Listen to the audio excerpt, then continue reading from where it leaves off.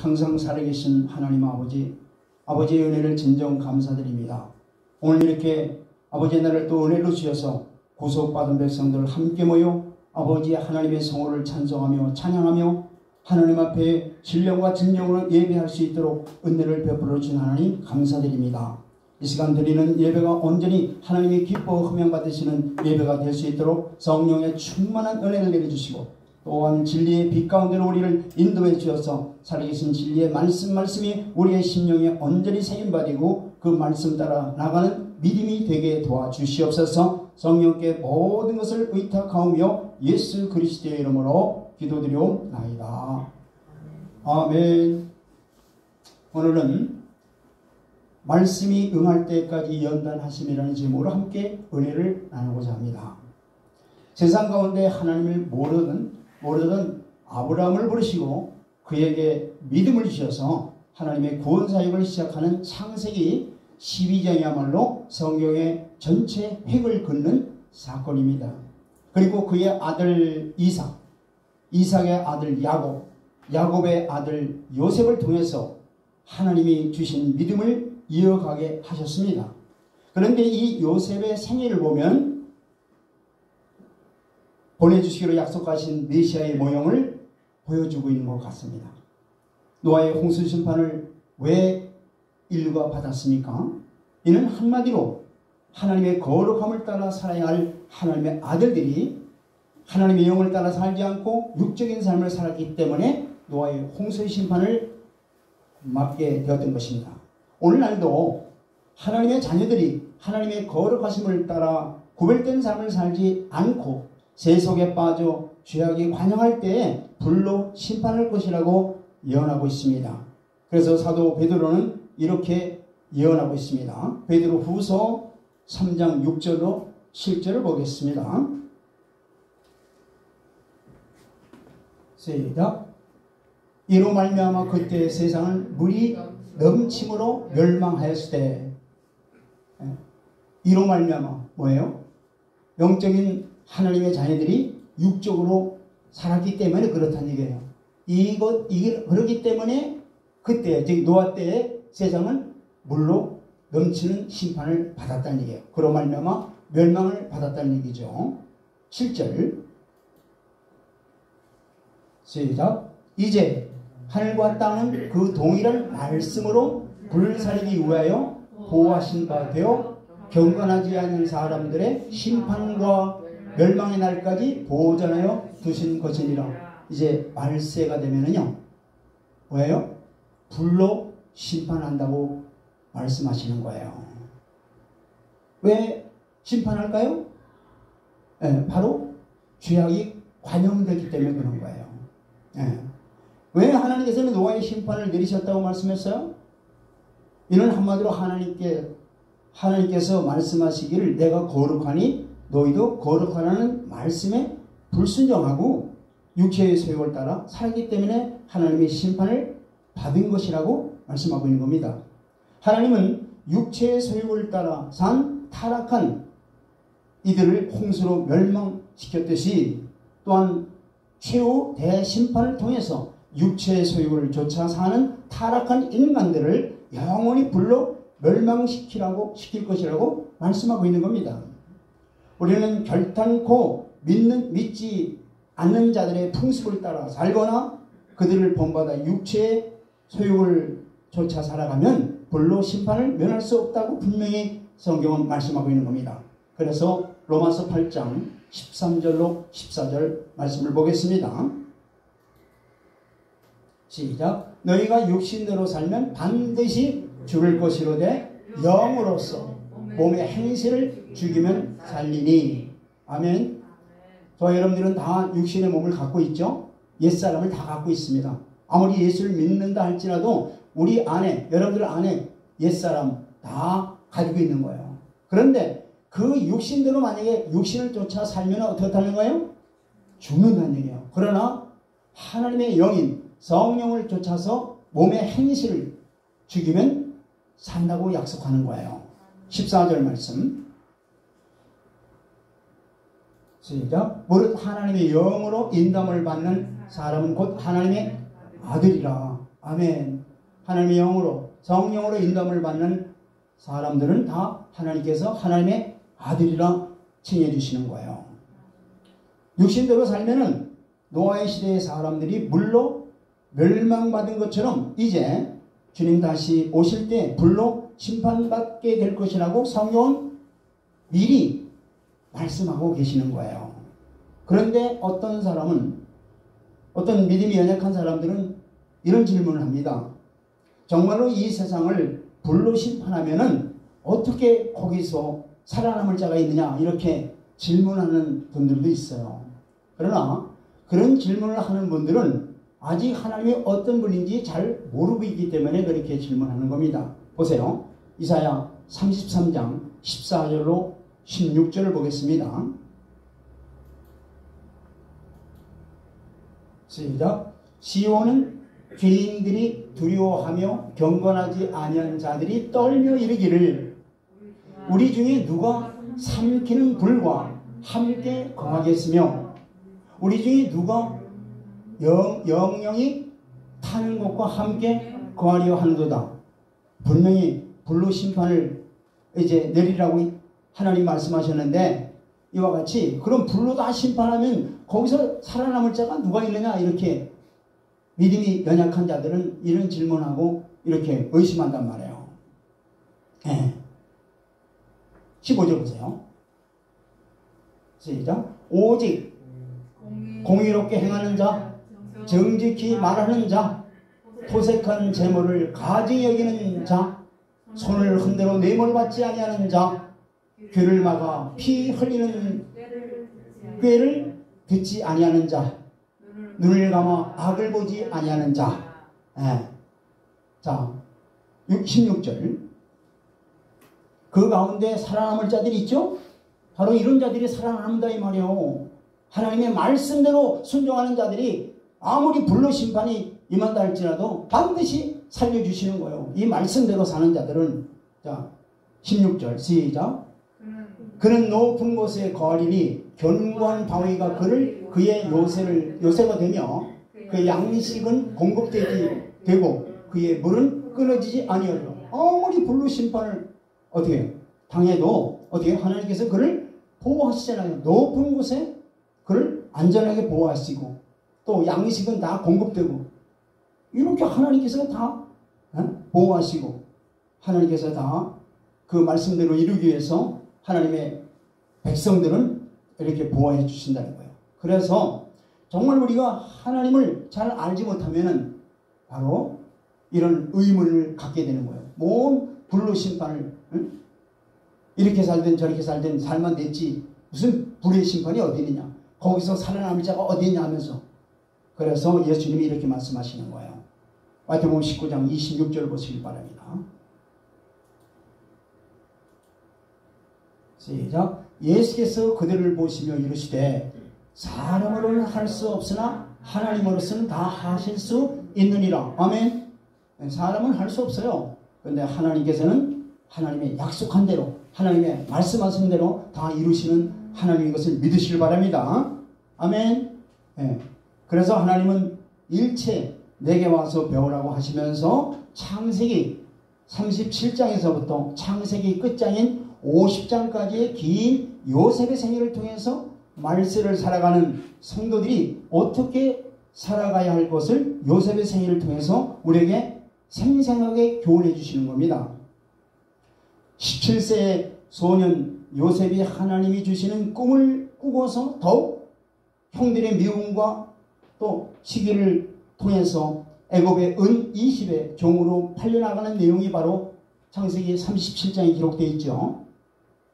요셉이 형들로부터 미움을 받게 된 원인은 아버지 야곱이 제일 사랑하는 아내 라헬을 베냐민과 함께 낳은 아들이었기에 12명의 아들 중에 나머지 10명의 아들과는 차이를 두고 편애를 했기 때문에 사실은 요셉이 형들로부터 미움을 받게 된 거예요.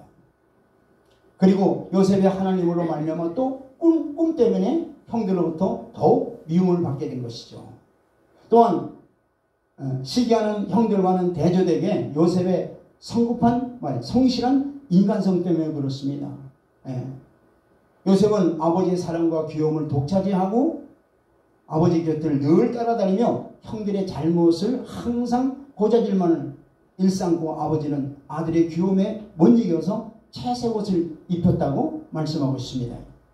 다른 아이들에게는 당시 노동하고 활동하기 아주 쉬운 그런 소매가 없는 무릎까지 오는 옷을 입혔는데 요셉에게만큼은 왕자가 입는 옷처럼 손과 발이 안 보일 정도로 긴 채색 옷을 해 입힌 겁니다. 이러한 야곱의 편애는 형제간의 갈등과 불화를 일으키게 하는 큰 원인이 되었던 겁니다. 거기에다가 하나님께서는 요셉에게 꿈을 주셔서 형들의 더 큰 미움을 사게 된 거죠. 창세기 37장 6절로 7절 보겠습니다. 시작. 요셉이 그들에게 이르되 청하건대 내가 꾼 꿈을 들으시오. 참 요셉이 지금 17살인데 그들에게 그 형들에게 그러는 얘기네. 형들이시오. 청하건대 내가 꾼 꿈을 들으시오. 마치 훈계하는 식으로. 아마 요셉은 이 꿈을 받고 굉장히 설렜을 거예요. 굉장히 막 흥분했을 거예요. 그러니까 그냥 형들 앞에 막 내 꿈을 들어보십시오. 막 기분이 좋아서 막 한 거죠. 7절. 시작. 우리가 밭에서 곡식단을 묶더니 내 단은 일어서고 당신들의 단은 내 단을 둘러서서 절하더이다. 누가 봐도 이거 뭐예요? 이 꿈 얘기는 뭐 같아요? 형들이 누구에게? 요셉에게 무릎 꿇고 절하는 그런 모습 아니겠어요? 형들이 이걸 보고 기분 좋아하겠어요? 기분 나빠하겠어요? 단방 알죠 벌써. 굉장히 기분이 나쁘죠. 그런데다가 요셉의 태도가 뭐예요? 물론 요셉은 아주 흥분돼가지고 얘기하고 있지만 형들이요 내 말을 들으시오. 그럴 때 얼마나 그 형들이 마음이 상하겠고 저는 아주 못된 놈이다. 우선 그렇게 마음을 갖지 않겠었어요?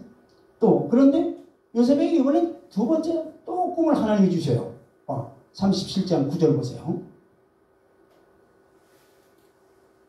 시작. 요셉이 다시 꿈을 꾸고 그의 형들에게 말하여르되 내가 또 꿈을 꾼즉 해와 달과 11별이 내게 절하더이다.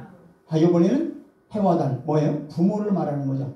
이제 부모까지 합해서 이제 요셉에게 절을 한다는 거예요. 그러니 이 이야기를 들을 때 어떻게 되겠어요? 형들이 이거 안 되겠다. 우선 그동안에 미워했던 감정이 더 격화되겠죠. 자, 그런데 요셉의 이런 꿈으로 인해서 형들의 마음이 더욱 어떻게 되겠어요? 상하게 된 거예요. 그러던 어느 날 아버지 야곱은 요셉에게 이와 같은 심부름을 시킵니다. 37장 13절 보시기 바랍니다. 시작. 이스라엘이 요셉에게 이르되 네 형들이 세겜에서 양을 치지 아니하느냐. 너는 그들에게로 보내리라. 요셉이 아버지에게 대답하되 내가 그리하겠나이다. 따라하시기 바랍니다. 내가 그리하겠나이다. 그가 아버지의 심부름이니까 무조건 그리하겠다고 대답을 하는 거예요. 요셉의 이 아버지에 대한 순종이, 아버지의 말씀에 대한 순종이 대단한 거죠. 그런데 그 형들이 어떤 형들이에요 지금? 요셉이 너무 미워해서 기회만 있으면은 없애버리라고 기회만 노리고 있던 형들 아니겠습니까? 그죠? 그렇다면 그 형들이 있는 곳에 간다는 것은 스스로 형들에게 맞아 죽는다는 것과 똑같은 거예요. 그렇잖아요. 예. 그리고 그가 살고 있는 헤브론 계곡에서 형들이 지금 양을 치고 있는 북쪽 세겜까지는 거리가 100km가 되는 먼 곳입니다. 17살의 나이에 100km를 간다는 건 이건 오늘날 같이 교통이 있는 것도 아니고 걸어서 가는 거예요. 그런데 어떻게 돼요? 이 요셉은 그런 거 따지지 않고 아버지께서 명하셨으니까 나는 그리하겠나이다. 이거예요 바로.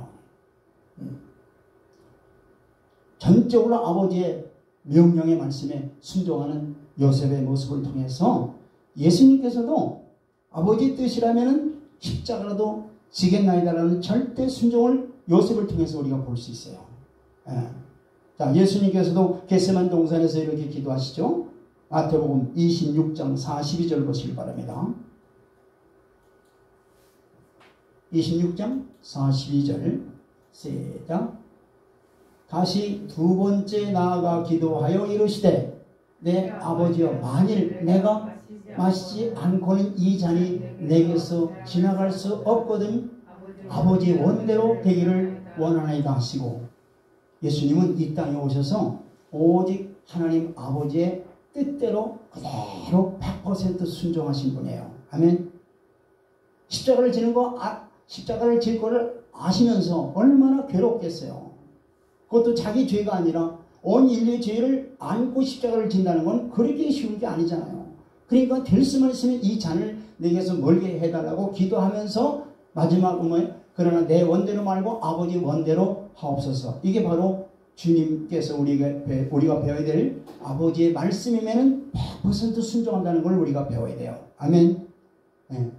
그러니까 아버지의 말씀에 순종하여 그 먼 세경까지 왔으나 형들과 양떼들을 찾지 못하여 방황할 때 어떤 사람이 방황하는 모습을 보고 뭘 그렇게 방황하느냐 그럴 때 요셉이 자기 형들을 찾으러 왔는데 없습니다. 그랬더니 그 사람이 방금 바로 형들이 양떼를 몰고 저 도단이라는 곳에 가는 걸 내가 봤다. 그러니까 어떻게 돼요? 이제 거기서 이 도단이라고 하는 곳은요, 북쪽으로 또 30km를 더 가야 되는 거예요. 자, 이런 시점에서 요셉이 아마 이렇게 생각도 했었을 거예요. 여기까지 그래도 정말 죽음을 무릅쓰고 여기까지 왔는데 심부름을 한 거다 이 말이에요.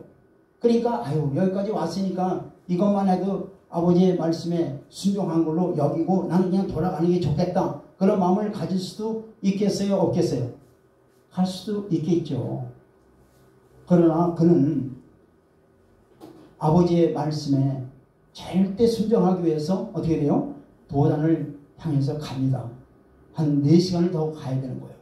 그것에 가기로 결정하고 그는 도단을 향해서 마치 도살장에 끌려가는 자와 같이 가는 거예요. 왜? 거기 가서 반겨줄 사람이 있어요? 없어요? 없는 거예요. 형들은 다 어떻게 요셉을 만나기만은 어떻게 해고자 하든지 죽이고자 하는 그런 마음밖에 없는 걸 요셉도 잘 알고 있어요. 자, 그래서 37장 18절로 20절 말씀을 보겠습니다. 시작. 요셉이 그들에게 가까이 오기 전에 그들이 요셉을 멀리서 보고 죽이기를 꾀하여, 벌써 그렇잖아요. 저기 보니까 요셉이 지금 색동 옷을 입고 있으니까 눈에 탁 튀니까 저는 바로 오는구나. 동생도 아니야. 저는 바로 오는구나. 이 기회는 이렇게 나오면서 형들이 바로 죽이기를 꾀하는 거잖아요. 벌써 19절 시작. 서로 이르되 꿈꾸는 자가 오는도다. 꿈쟁이라고 그러죠. 꿈을 2번이나 꾸니까 저 꿈쟁이가 오는데 저 꿈이 이루어지나 안 이루나 한번 보자. 자, 20절 보세요. 시작. 자, 그를 죽여 한 구덩이에 던지고 우리가 말하기를 악한 짐승이 그를 잡아먹었다 하자. 그의 꿈이 어떻게 되는지를 우리가 볼 것이니라 하는지라. 그를 죽이면 어떻게 돼요? 꿈이 이루어져요? 안 이루어져요? 안 이루어지니까 그를 죽이는 길밖에 없다는 얘기예요. 그렇지 않아도 평상시에 저놈을 죽이려고 하는데 마침 이제 나타났으니 이제 죽이고자 이제 하는 거예요. 그래서 형들이 뭐예요? 서로 죽이자고 그러니까 그래도 큰 형 루벤이 그러지 말고 그냥 물 없는 구덩이에다가 던져 넣어버리자. 우리가 그에게 손을 대지 말자. 그래서 물 없는 웅덩이에다가 요셉을 던져 넣어버렸어요. 그러다가 그들이 점심을 먹고 이제 한참 하는 가운데 저기 북쪽에서 애굽으로 이제 대상들이 물건을 잔뜩 낙타에다 싣고 이제 애굽으로 내려가는 가운데 있던 거예요. 그러니까 거기에 이제 유다가 제안을 합니다. 야, 그러지 말고 저 구덩이에서 요셉을 꺼내서 저 상인들한테 그냥 종으로 팔아버리자. 그러니까 다른 형제집안이 그러면 그게 좋겠다고 우선 그를 끌어내서 이제 애굽으로 내려가는 상인에다가 은 얼마에? 20에 팔아버려요. 물론 그 당시에 20세 이상 되는 그런 종을 팔 때는 30세기 은입니다. 그런데 17살이니까 아직 20살이 안 되니까 20에 팔아버리는 거예요. 그러니까 요셉은 지금 잘못도 없는데 형들이 미움을 받아서 어떻게 돼요? 지금 팔아버리는 거예요. 은 20에. 이건 마치 예수님이 3년 동안 제자들을 양육하고 하는 가운데 그 제자 중에 가룟 유다라는 제자가 있어요. 그 가룟 유다가 예수님을 은 30에 누구한테 팔아요? 이방인인 로마 제국에다 팔아버리잖아요. 이와 비슷하죠. 그죠? 그런데 여기서 우리가 한번 생각해 볼 것이 있어요. 하나님에 대해서 한번 생각할 것이 있다 이 말이에요. 즉 물론 형들의 미움을 받아서 애굽으로 종살이로 팔렸지만은 요셉을 향한 하나님의 뜻을 먼저 세우시고 하나님께서 요셉을 인도하는 것을 여기서 볼 수 있어요. 인간들은 요셉이 미워서 죽이려고 그 종으로 팔아버렸지만은 그 이전에 하나님은 벌써 이미 요셉을 향한 뜻이 있다 이 말이에요. 그 뜻을 이루기 위해서 사실은 그들의 손을 통해서 애굽으로 어떻게 해요? 종살이로 팔게 하신 거예요. 자, 창세기 15장 13절 보세요. 일찍이 아브라함과 하나님이 언약을 맺을 때, 그죠? 언약을 맺을 때 너희 후손이 애굽의 이방인의 400년 동안 객이 된다 그랬죠. 바로 그걸 이루기 위해서 지금 요셉을 허락하는 거예요. 사실 하나님은 허락하시고 저들은 알지도 못하고 종으로 팔아버리고 이게 바로 하나님의 섭리와 뜻으로 이루어지는 거예요. 자, 13절 시작. 여호와께서 아브라함에게 이르시되 너는 반드시 알라 네 자손이 이방에서 객이 되어 그들을 섬기겠고 그들은 400년 동안 네 자손을 괴롭히리니. 아멘. 그러니까 이 약속의 말씀을 이루기 위해서 하나님은 요셉을 애굽의 종살이로 파는 것을 허락한 거예요. 아멘. 그러니까 여기서 우리가 깨달아야 할 진리가 아주 귀한 진리가 있어요. 그 진리는 뭐냐? 바로 잠언서 16장 9절입니다. 잠언서 16장 9절. 자, 시작.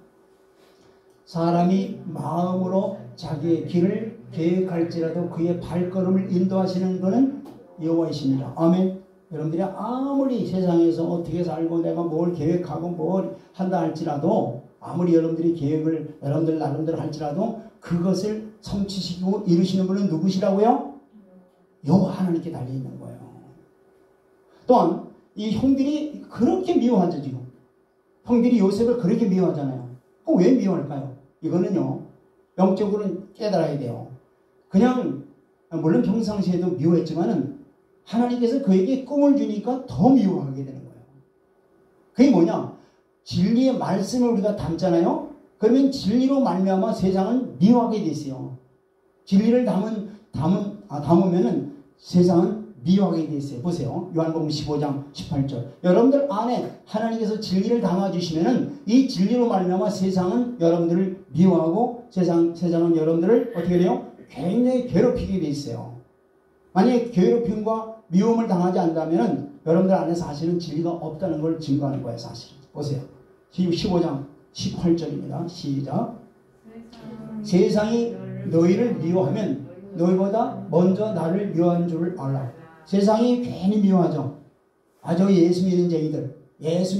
그건 왜 그러냐면은 여러분들 안에, 믿는 여러분들 안에 하나님의 영원한 진리의 말씀을 담아주셨기 때문에 그 진리가 세상을 어떻게 돼요? 악하다고 증거하기 때문에 그런 거예요. 아멘. 그걸 아셔야 돼요.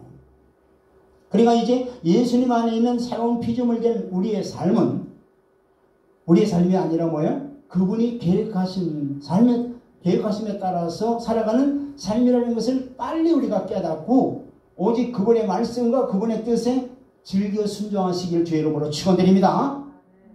여러분들 그걸 빨리 깨달아야 돼요.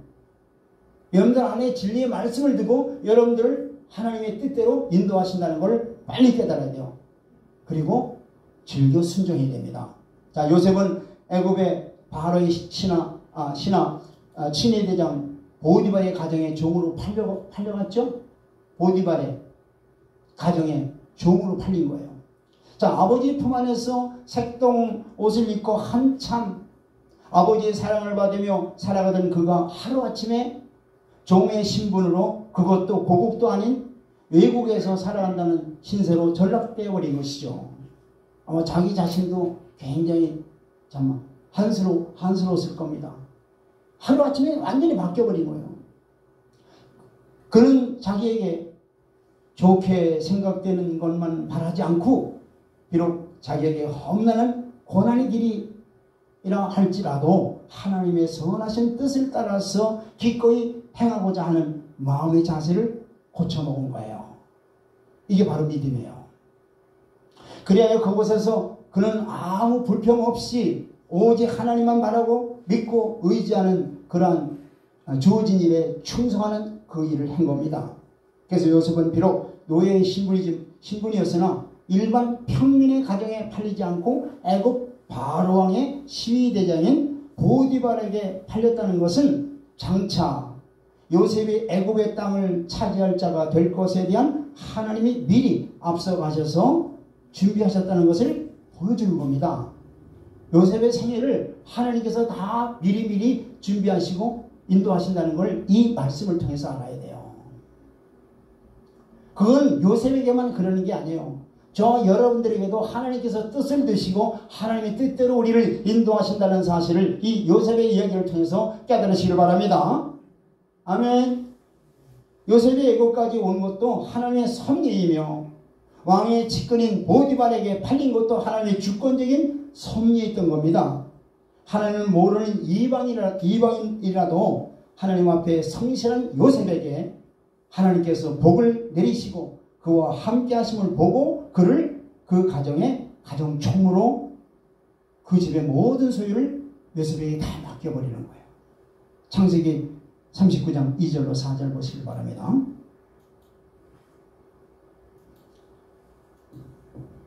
시작. 여호와께서 요셉과 함께 하심으로 그가 형통한 자가 되어 그의 주인 애굽 사람의 집에 있으니. 자, 여기 놀라운 비밀을 우리에게 가르쳐줘요. 하나님이 함께 하시면은 뭐예요? 그게 복이란 말이에요. 하나님이 요셉과 함께 하니까 요셉이 어디를 가든지 어떻게 돼요? 복이 임하게 되는 거예요. 응? 애굽 사람의 집에 복이 임하게 되잖아요. 3절 보세요. 시작. 그의 주인이 여호와께서 그와 함께 하심을 보며 또 여호와께서 그의 범사에 형통하게 하심을 보았더라. 자, 여호와께서 요셉과 함께함을 그 주인은 지금 이방이네요. 알지도 못하는 이방인인데 자기 집에 복이 내리고 있거든요. 그러니까 저 요셉이라는 저자는 바로 그가 섬기는 하나님이라고 하는 그와 함께하고 그 하나님이 복을 주심으로 말미암아 우리까지 이제 복을 받는다는 걸 그들이 보디발이 알게 됐던 거예요. 저 여러분들도 하나님이 여러분들과 함께 하심을 믿습니까? 그렇다면 하나님께서 반드시 여러분들에게 복을 내려주시는 거예요. 이걸 믿으세요. 복 받을 만한 그릇이 되게끔 하게 만드시고 그리고 복의 통로가 여러분들을 통해서 이루어지는 거예요. 자, 4절 보세요. 네, 4절 시작. 요셉이 그의 주인에게 은혜를 입어 섬김에 그가 요셉을 가정 총무로 삼고 자기의 소유를 다 그의 손에 의탁하니. 어떻게 그 큰 집안의 모든 살림살이를 누구에게 맡겼다는 거예요? 요셉에게 다 완전히 맡겨. 이게 바로 청직이죠. 바로 놀라운 직책까지 받게 되는 거죠. 여러분들, 하나님의 마음에 합한 자는요 사람의 마음에도 합하게 돼 있어요. 아멘. 하나님의 마음에 들면 사람의 어떤 사람이든지 그 사람의 마음에 들게끔 하나님이 만드시는 거예요. 자, 5절 보세요. 39장 5절 자, 시작. 시작. 그가 요셉에게 자기 집과 그의 모든 소유물을 주관하게 한 때부터 여호와께서 요셉을 위하여 그 애굽 사람의 집에 복을 내리심으로 여호와의 복이 그의 집과 밭에 있는 모든 소유에 미친지라. 그럼 이거 바로 이거예요. 하나님이 함께 하시면은 하나님께서 복을 내려주시는 거예요. 그가 가는 곳마다 복을 받게 돼 있는 거예요. 할렐루야. 여러분들도 복의 통로가 되길 주의 이름으로 축원드립니다. 아멘. 그래서 우리는 이러한 축복을 받아도, 그러나 여기서 우리가 깨달아야 할 것은, 이러한 축복을 받는다 할지라도 하나님은 하나님의 자녀답게 만들어간다는 사실을 알아야 돼요. 훈련시킨다는 사실을 알아야 돼요. 그냥 복만 내리시는 분이 아니라 복을 받는 그러한 존재라 할지라도 하나님께서 뭘 하신다고요? 하나님의 자녀답게 만들어 가신다는 사실을 알아야 돼요. 그래서 요셉에게 죄를 짓게 하는 유혹하는 시험이 찾아오게 되는 거예요. 바로 요셉은 용모가 굉장히 준수하죠. 아름다웠단 말이에요. 그러니까 보디발 아내가 매일 그 요셉을 어떻게 돼요? 동침하자고 계속 유혹을 해오는 거예요. 그러다가 아주 절호의 찬스에 이걸 이용해서 요셉을 딱 붙들고 동침하자고 강청함에 요셉이 응했어요? 안 응했어요? 응하지 않고 옷을 벗겨버린 채 그냥 튀어나가 버린 거예요. 여러분들, 시험은 반드시 오게 돼 있어요. 복을 받은 하나님의 자녀들에게 그냥 넘어가는 게 아니에요. 시험을 반드시 거쳐서 정말 복다운 그릇으로 만들기 위해서 하나님이 시험을 허락하신다는 사실을 알아야 돼요. 창세기 39장 9절 보시길 바랍니다. 이것이 어떤 육적인 이러한 성욕적인 문제뿐만 아니고 명예, 그 다음에 물질, 이런 모든 문제에서 반드시 문제를 하나님께서 허락하신다는 사실을 알아야 돼요. 시작. 이 집에는 나보다 큰 이가 없으며 주인이 아무것도 내게 금하지 아니하였도다. 금한 것은 당신뿐이니 당신은 그의 아내임이라. 그런즉 내가 어찌 이 큰 악을 행하여 하나님께 죄를 지으리요. 뒤에 부분 다시 한번 따라하시길 바랍니다. 하나님께 죄를 지으리요. 이게 요셉의 믿음이에요. 만약에 요셉의 신앙이 마귀의 어떤 유혹이라도 물리치며 승리할 수 있는 비결이 있다면 바로 이 하나님을 온전히 경외하는 믿음이 바로 이 모든 복을 받을 수 있는 비결이 바로 여기 있던 거예요. 만약에 요셉이 보디발이나 세상의 안목만을 두려워했다면 그는 오히려 은밀한 가운데 이 죄에 동참했을 겁니다. 그렇죠? 은밀하게 죄를 지으면서 보디발의 아내가 다 봐주면서 얼마나 더 물질로도 더 많이 더 후원해주고 막 그럴 거 아니겠어요? 예. 은밀한 중에 다 보디발에 드러나지 않고, 그러나 그는 모든 은밀한 것까지도 감찰하시는 하나님을 기억하며 이 제안을 단호히 물리쳐버린 거예요. 이게 바로 요셉의 단호한 하나님을 온전히 의지한, 하나님을 온전히 순종하는 그런 믿음을 가진 겁니다. 그래서 보디발의 아내가 어떻게 돼요?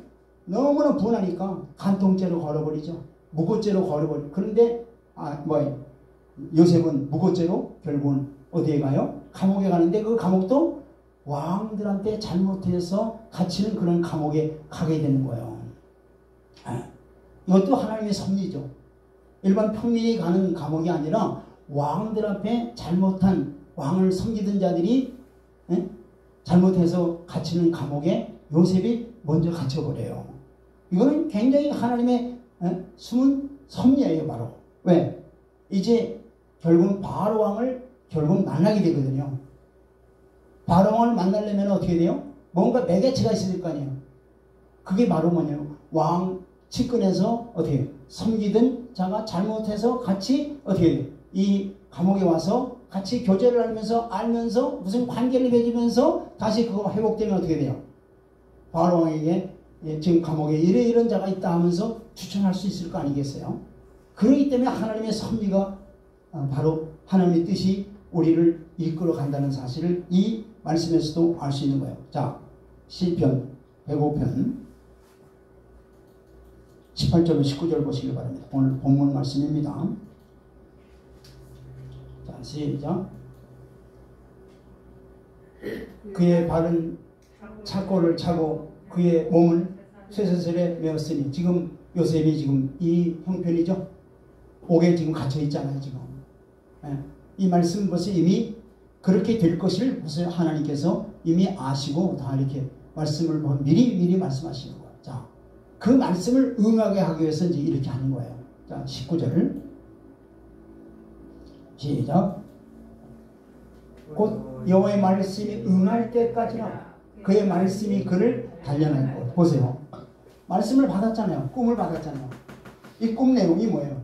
꿈 내용이 사실은 다 왜? 요셉 앞에 무릎을 꿇는 거 아니에요. 뭐 가족 식구뿐만 아니라 온 이제 온 그 지금 애굽도 이스라엘 지역에 이르기까지 먹을 양식이 없잖아요. 먹을 양식이 없는데 먹을 양식을 구하는 길은 오직 뭐예요? 애굽의 국무총리는 요셉의 손을 통해서만 먹을 수 있는 거예요. 그러니까 그걸 위해서 어떻게 온 인류가 하서 말해서 온 자기 식구들뿐만 아니고 온 인류가 다 무릎을 꿇게 되는 거예요. 그게 바로 소위 애굽의 제국의 국무총리가 바로 하나님이 세우려고 하는 바로 그것 때문에 이 꿈을 이루기 위해서 지금 뭐예요? 요셉을 그냥 국무총리로 했다 우선 올려주는 게 아니라 그 많은 연단 과정을 통해서 이제 결국은 하나님께서 뜻을 이루기 위해서 지금 착고에 요셉이 지금 들어가 있다는 사실을 지금 말씀하고 있는 겁니다. 자, 우리에게도 너는 하나님의 말씀을 모시고 하나님의 영이 거하는 거룩한 성전이라고 말씀하고 있죠.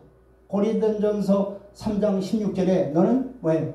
하나님의 말씀과 성령이 임하는 거룩한 성전이라고 말씀하고 있잖아요. 그러면 하나님께서 우리를 이렇게 거룩한 성전이라고 선포하시고 말씀하셨지만은 그냥 거저로 되는 겁니까? 아니잖아요. 거룩한 성전이 되게끔 하나님께서 우리를 뭐예요? 연단시키는 거예요. 또 베드로전서 2장 9절에도 너는 왕같은 제사장이라고 선포해 주시잖아요. 그러면 이 말씀 선포한다고 그대로 됩니까? 아니잖아요. 그 말씀이 이루기까지, 그 말씀이 되기까지 우리를 어떻게 돼요? 연단하시고 변화시켜 주시는 거야. 할렐루야. 이걸 아셔야 돼요.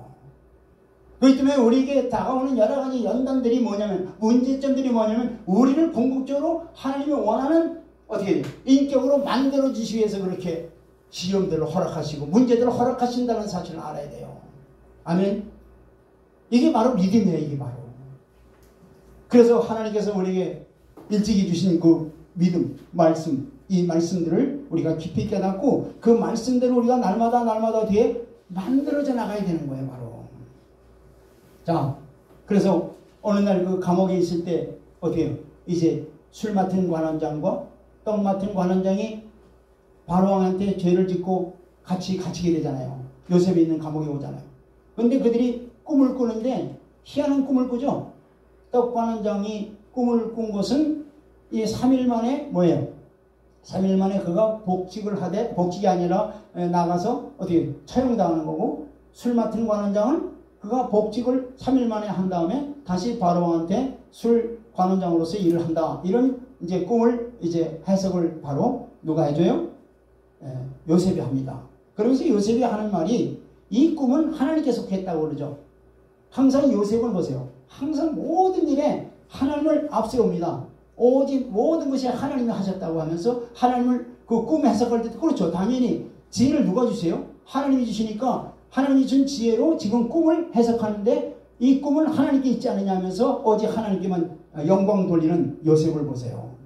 그 꿈대로 어떻게 돼요? 그들이 복직을 하죠. 하나는 사형을 당하고 한 사람은 복직을 하는데 그 복직할 사람에게 뭐라고 청하냐면 당신이 여기서 나가면 그걸 복직되면 나의 억울함을 좀 얘기해서 바로한테 얘기해서 나를 좀 여기서 건져달라고 부탁하잖아요. 아니, 부탁하죠. 근데 그 부탁을 이 부탁받은 자가 그대로 하여 안 해요? 안 하죠. 2년 동안 아무리 기다려도 그 소식이 없는 거예요. 근데 그 사이에 하나님께서 이제 그 바로 왕한테 꿈을 꾸게 하세요. 꿈을 꾸게 한단 말이에요. 바로왕에게. 바로에 대해 꿈을 꾸게 하는데 희한한 꿈인데 그 꿈이 굉장히 좀 아주 쉽게 얘기하면 이거예요. 7년 동안은 풍년이 들고 7년 동안은 흉년이 굉장히 든다. 그러니까 이 7년 동안의 양식을 비축해서 7년 대 흉년 때 이 양식을 이제 이 비축한 양식을 흉년 때 백성들에게 풀어라. 이게 바로 꿈 내용이에요. 바로가 이 꿈을 꿨는데 이 꿈을 해석할 길이 없네요. 애굽의 점술가들을 아무리 불러도 뭐 이 꿈을 해석할 길이 없어요. 그러니까 술관원장이 지난날 자기 감옥에 있을 때 자기 꿈을 해석해 준 사람이 기억하고 있어요. 그때서야 기억하는 거예요. 아, 내 허물을 용서해달라고 그러면서 내가 여체해가지고 감옥에 있을 때 내 꿈을 꾼 것을 이제 해석해 주는데 해석 꿈대로 내가 지금 복직되어 있는데 바로 그 사람이 누구냐? 저 히브리 소년인 바로 요셉이라는 자가 꿈을 해석해서 내가 이렇게 복직되었습니다라고 바로한테 얘기하니까 바로가 그러면 그를 빨리 나한테 데리고 와라 그러면서 요셉의 수염도 깎고 그 다음에 새 옷을 입히고 바로 앞에 딱 서잖아요. 야, 이게 놀라운 일이 아니겠어요? 우선 국무총리가 되기 전에 이게 놀라운 일 아니에요? 이게 바로 하나님께서 다 미리 계획하시고 뜻을 세우시고 그 뜻대로 이루어 가시는 과정 가운데 있는 것을 우리가 볼 수 있지 않습니까? 아멘. 제가 어떻게 하나님의 말씀을 이곳에서 전할 수 있으리라 내가 어렸을 때 생각이라고 할 수 있겠느냐고요. 이건 아니에요. 하나님께서 미리 모든 것을 다 작정하시고 그 때에 따라서 하나님께서 때가 되면 하나님께서 뜻을 쓰시는 거예요. 여러분들도 마찬가지예요. 여러분들의 삶 속에 여러분들이 계획을 아무리 했다 할지라도 하나님의 뜻하시는 뜻대로 여러분들을 인도하신다는 사실을 여러분들이 나중에 겪고 나서 아 그렇구나 그러면서 하나님께 나중에 그것을 감사하고 찬양하게 되는 때가 많습니다. 여기 마찬가지야. 그러니까 요셉이 그야말로 그야말로 히브리 소년이 어떻게 대제국의 바로한테 쓸 수 있는 기회가 있겠느냐. 이건 하나님이 만드신 거죠. 그러니까 이제 바로에게 그 꿈을 이렇게 해석을 하니까 그 바로와 그의 신하들이 이걸 듣고 뭐라 그래요? 이야, 이런 하나님의 영으로 감동되고 지혜를 받은 자가 없다. 그러면서 그 자리에서 뭐예요? 이 애굽의 전체를 다스리는 국무총리가 되라. 그죠? 그러면서 인장반지도 빼주고 버금가는 수레를 그냥 태우고서 그야말로 국무총리식을 하지 않습니까? 그러니까 꿈이 이루어지지 않냐죠. 꿈이 이루어지는 거라니까요. 하나님이 한번 말씀하시는 그 말씀대로 우리가 순종하면 그대로 이루어지는 거야. 할렐루야. 그래서 이제 국무총리가 되고 이제 7년 동안에 나라를 잘 다스리고 7년 동안에 양식을 잘 비축해서 7년 흉년이 됐을 때 양식을 이제 풀기 시작하는데 그야말로 흉년 2년이 채 못 돼가지고 애굽뿐만 아니라 자기 자기 그 아버지가 살고 있는 이스라엘 땅에도 흉년이 다 되니까 먹을 양식이 없는 거예요. 그러니까 소문을 듣자니 애굽에 내려가면은 양식이 있다. 그래서 그 소식을 듣고 어떻게 애굽으로 내려오는데 양식을 구하려면 누구를 거쳐서 양식을 구해야 돼요? 요셉을 통해서 국무총리를 통해서. 그러니까 형들이 아버지의 심부름으로 야곱의 심부름으로 형들이 양식을 얻으러 오잖아요. 그러니까 지금 요셉은 국무총리 된 요셉은 모르잖아요. 형들은. 그러니까 어떻게 돼요? 양식을 얻기 위해서는 절해야 될 거 아니에요. 그냥 넙죽 절하면서 살려주십시오 하면서. 그러니까 그 꿈이 이루어져야 안 이루어져요? 꿈이 이루어지잖아요. 어떻게 꿈이 이루어질까? 하나님 하시니까 하죠. 물론 요셉이 이 꿈에 순종했기 때문에 이루어지는 거예요. 할렐루야. 그러니까 이 지금 절하고 있는 이 형들은 아무것도 모르고 그냥 즐겁게 그냥 살려만 주십시오 하고선 뭐 절하라고 해서 하는 게 아니에요. 지금 먹고 살기 위해서 아이고 용서해달라고 용서가 아니라 먹을 것만 달라고 하면서 그렇게 하는데 실제로 절을 받는 자는 누구예요? 그들이 미워했던 요셉, 죽었다고 생각하는 요셉이란 말이에요. 그래서 이제 두 번째 그리고 다 돌려보내죠. 그럼 다시 두 번째 양식이 하도 이제 너무 가무니까 양식이 없으니까 또 다시 양식을 얻으러 가라 하고 두 번째 내려와가지고 이제 다시 바로 앞에 또 어떻게 돼요? 절을 하는 거예요. 절을 하면서 한번 보세요. 그 장면에서 자 42장 6절로 7절 보겠습니다. 42장 6절로 7절 시작. 때에 요셉이 나라의 총리로서 그 땅 모든 백성에게 곡식을 팔더니 요셉의 형들이 와서 그 앞에 땅에 엎드려 절하며. 그러니까 꿈대로 이루어지는 거죠. 꿈대로 이루. 7절 시작. 요셉이 보고 형들인 줄을 아나 모르는 체하고 엄한 소리로 그들에게 말하여 이르되 너희가 어디서 왔느냐? 그들이 이르되 곡식을 사려고 가나안에서 왔나니. 이제 시험을 하는 거예요. 이게 무슨 시험이냐면 이거예요. 지금 요셉이 형들의 미움을 받아가지고 지금 팔린 거잖아요. 그런데 요셉이 뭘 지금 시험하고 있냐면은 정말 그래도 너 이제 시간이 이렇게 지났는데 너희들 형제들 간에 진짜 사랑하는가 안 하는가. 지금 요셉과 베냐민은 누가 낳은 자식이에요? 레아의 라헬. 레아의 라헬이. 라헬이죠, 라헬. 라헬이, 이게 같은 배에 낳았잖아요. 베냐민과 누구예요? 요셉이요. 근데 지금 베냐민은 지금 다른 형들하고 함께 어울려져 있잖아요. 두 번째 양식을 얻으러 올 때 이제 베냐민을 갖다가 이제 뭐예요? 예? 잠시 이 옥에다가 집어넣고 이제 양식을 이제 보내고 다시 와라. 그러니까 이 베냐민을 인질로 잡는 거예요. 그러니까 이 형들이 정말 내가 대신 인질로 잡히겠다면서 서로 형제 우애하는 걸 여기서 이제 요셉이 알게 된 거예요. 나를 즉 요셉 나를 갖다가 그렇게 미워하던 형들이 이제 나의 같은 동생인 베냐민을 이렇게 사랑하고 이렇게 우애하는 걸 이제 요셉이 깨달은 거예요. 알게 된 거예요. 그리고 이제 아버지를 정말로 그들이 공경하고 경외한다는 것을 아는 거예요. 그때서야 두 번째 양식을 얻으러 왔을 때 이제 자기의 정체를 이제 밝히는 겁니다. 그때서야. 창세기 45장 3절로 5절 보시길 바랍니다. 그리고 이제 말씀을 마치겠습니다. 창세기 45장 3절로 5절 시작. 요셉이 그 형들에게 이르되 나는 요셉이라. 내 아버지께서 아직 살아 계시나이까 형들이 그 앞에서 놀라서 대답하지 못하더라. 아니 그러잖아요. 지금 이게 아닌 밤중에 홍두깨 밀듯이 지금 까마득하게 요셉은 죽은 걸로 알고 있는데 지금 요셉이 어떻게 돼요? 자기 옷을 딱 벗고 형들 바로 내가 요셉입니다. 그러니까 형들이 놀랄 수밖에 없죠. 그때 요셉이 4절 보세요.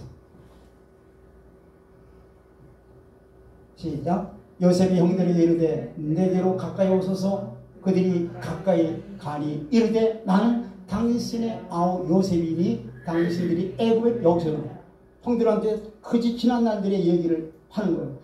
형들이 나를 팔지 않았습니까? 그러니까 이들이 이 말을 듣고 뜨끔하고 지금 큰일 나는 거죠 지금. 근데 보복이나 하지 않을까 이 두려움이 있을 거 아니에요 지금. 그런데 5절에서 하나님께서 뭐라고 요셉에게 말하게 하느냐. 자 5절 시작. 당신이 나를 이곳에 팔았으므로 5절 당신들이 나를 이곳에 팔았으므로 근심하지 마소서. 한탄하지 마소서. 하나님의 생명을 구원하시려고 나를 당신들 앞에 먼저 보내셨나이다. 누가 보냈다고요? 누가 보냈다고요? 하나님이 보냈다고 그러잖아요. 실제로 그가 그렇게 연단받고 훈련받아 하나님이 그렇게 하심을 어떻게 돼요? 믿은 거예요. 실제로 그가 체험한 거예요. 할렐루야. 그러니까 하나님을 여기서 증거하지 않습니까? 에? 증거하지 않습니까? 예. 자, 예수님은 죄지은 인간들을 찾아오셔서 그 모든 죄를 용서하시고 하나님과 하나님의 자녀들 사이를 화목케 하셔서 하나가 되어 하나님만을 위해서 살아갈 수 있도록 사랑으로 공의와 사랑으로 역사하사 하나님 나라를 세워나가시는 구원자이십니다. 우리 각자에게도 하나님의 말씀과 성령으로 임재하셔서 그 나라를 세워가시는 그 일을 지금도 하고 계시는 겁니다. 그래서 창세기 50장 20절에 결론적으로 이렇게 말씀하세요. 당신들은 나를 헤아려 하였으나 하나님은 그것을 손으로 바꾸사 오늘과 같이 만민의 생명을 구원하게 하려 하셨나니. 아멘. 우리는 예수 안에서 하나님의 뜻을 이 땅에 이루어드리기 위한 택한 하나님의 백성임을 잊어서는 안 되는 것입니다. 그리고 요셉의 생애가 그러했듯이 우리도 하나님의 영광만을 위하여 우리를 구원하심을 깨닫고 살도록 오직 주를 위해서 살고 죽어도 주를 위해서 사는 그런 주님과 연합된 믿음으로 주님 다시 오셔서 이루시는 그리스도의 나라를 바라보며 하는 주님 만날 때까지 믿음으로 힘차게 살아가는 저와 여러분들이 되길 주의 이름으로 축원드립니다. 아멘.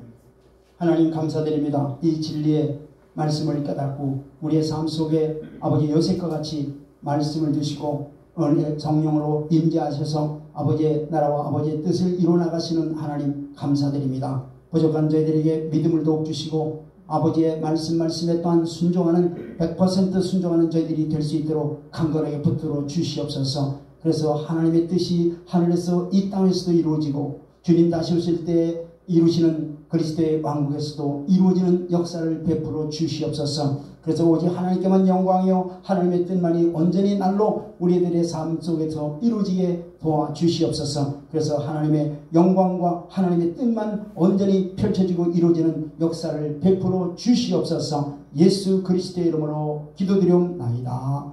아멘.